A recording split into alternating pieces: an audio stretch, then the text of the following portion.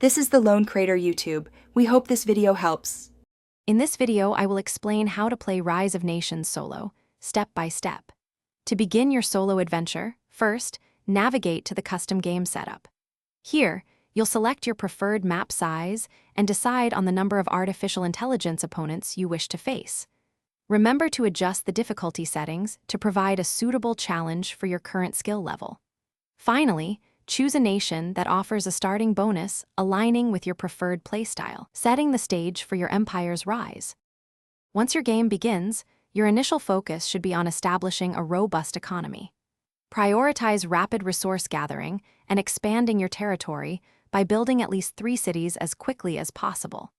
Simultaneously, research key technologies that provide both military and economic advantages. Don't forget to scout aggressively. Understanding your opponent's positions and resource locations early on will give you a significant strategic edge throughout the game.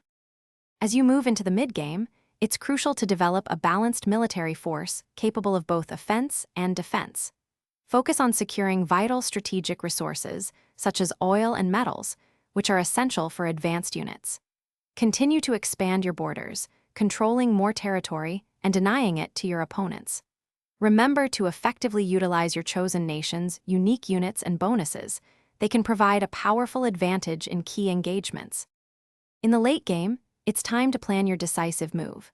Gather an overwhelming force and launch a coordinated assault, targeting enemy capitals and their crucial production centers. Be prepared to adapt your strategy based on how the artificial intelligence opponents respond to your attacks.